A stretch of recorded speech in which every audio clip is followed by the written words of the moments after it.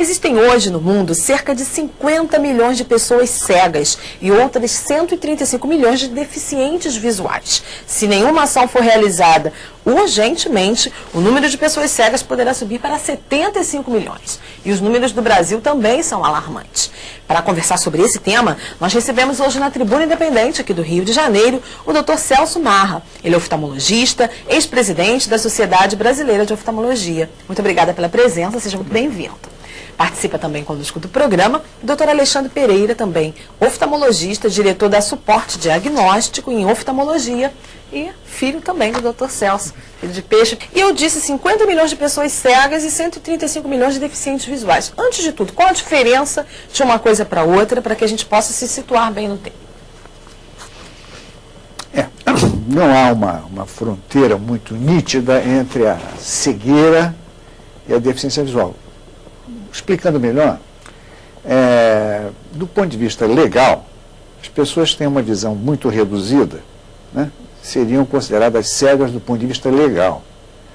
Embora elas sejam capazes de realizar muitas atividades, elas são incapazes de praticar os atos normais da vida civil. Então elas seriam, do ponto de vista mais preciso, seriam deficientes visuais. Do ponto de vista legal, são cegos. Então, nós quando falamos de cegueira, nessas estatísticas, estamos falando de cegueira como perda total da visão. Certo. E considerando o deficiente visual como aquele que tem limitações importantes, né?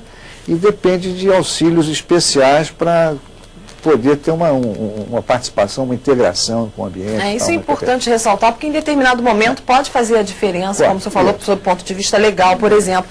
E também estamos num momento em que temos que ter muito cuidado com o falar, ser politicamente correto. Falar que uma pessoa é cega não é nenhuma forma de discriminá-la, é o termo correto de se usar. É um termo correto. Exatamente. E a pessoa que não tem visão é a pessoa cega. É a pessoa cega. Tá certo, esclarecido então. Agora deixa eu perguntar ao doutor Alexandre Pereira, o número é muito grande, eu acho que é um número preocupante, e nós falamos do mundo, cerca de 50 milhões. O senhor tem estimativas de no Brasil? Qual a estatística? A gente trabalha, quer dizer, no primeiro mundo você tem cerca de 0,4% a 0,5% da população, 0,5% da população cega. Quer dizer, então você vê que mesmo nos países desenvolvidos, quer dizer, a cegueira é um problema e é um número expressivo. Quando a gente fala dos países de desenvolvimento, a gente tem às vezes até 5 vezes isso. Então a gente tem às vezes 2, 2,5, dependendo do país de cegueira. E o que chama atenção para a gente é que esse diferencial, né, entre 0,5 e 2,5 é o que a gente chama de cegueira evitável. Então a nossa preocupação aqui de quem trabalha com a saúde da visão, né, com a saúde dos olhos, é que tem um grande número de pessoas nos países em desenvolvimento que estão perdendo a sua visão por causas evitáveis, né, por cegueira evitável. As nossas estatísticas no Brasil são um pouco imprecisas, mas talvez a gente possa falar de 600 mil até 1 milhão de cegos no Brasil, dependendo do critério de classificação, do critério de corte que você vai fazer. É muita gente. 600 mil pessoas coisa, é né? muita gente. E como poderia ser evitado? Eu acho que para entender melhor isso é preciso a gente primeiro saber quais são essas principais causas. Quais são as principais causas da cegueira, doutor Celso? Por incrível que pareça, em nossos dias, quer dizer, uma causa importantíssima, talvez a mais importante estatisticamente, seja a catarata, né? Cegueira evitável. Falando de cegueira evitável, né? Que realmente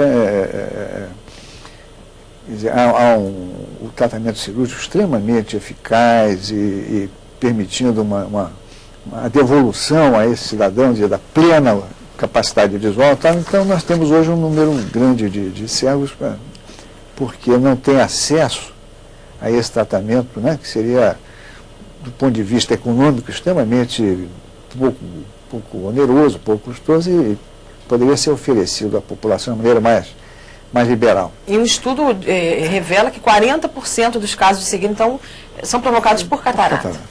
Nós temos outros problemas ligados, quer dizer, embora se faça muito alarde em torno da cegueira na infância por exemplo, carência de vitamina A, né? Na realidade, esses problemas se tornaram menos expressivos, não pesam tanto. Mas nós temos uma característica da nossa população. Hoje, a nossa população, ela cresce muito na terceira idade, e nós temos incluindo a catarata aí, mas nós temos outras doenças típicas desse grupo etário que também tem uma prevalência muito alta. Por exemplo?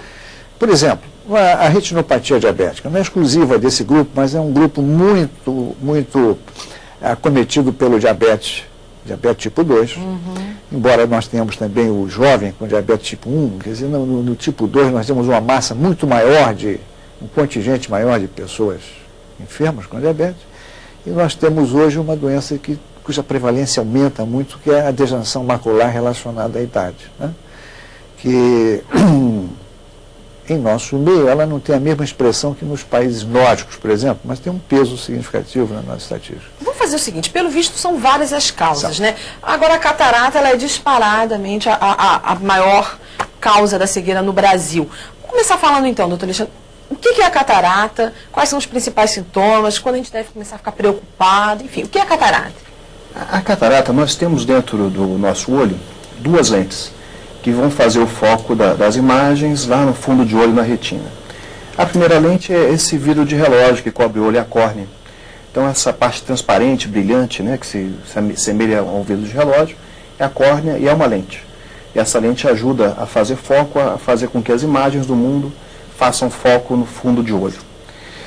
Nós temos atrás da pupila, da menina dos olhos, que é colorida, né, que a gente chama atenção nas pessoas, a gente tem o cristalino. Então o cristalino é uma lente natural do olho que junto com a córnea vão fazer esse foco das imagens na retina. O cristalino, ele inclusive ele faz um zoom, é quem faz essa mudança do foco das imagens de longe e das imagens de perto. A gente quando chega aos 40 anos não consegue mais fazer foco para perto com facilidade. Isso já é um sintoma do envelhecimento do cristalino. Ele vai perdendo a sua flexibilidade. Então ele primeiro perde a sua flexibilidade, depois ele aumenta de volume, fica mais túrgido, e por fim ele perde a sua transparência. Então esse fenômeno eu chamo de catarata, o envelhecimento do cristalino, que vai perdendo a sua capacidade de focalizar e a própria transparência, a capacidade de passar luz.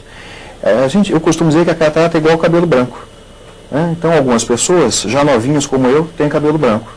Outras pessoas só vão ter o cabelo branco bem mais tarde, né, mais velhas. Mas todo mundo, algum dia, vai ter cabelo branco. Então, agora, no caso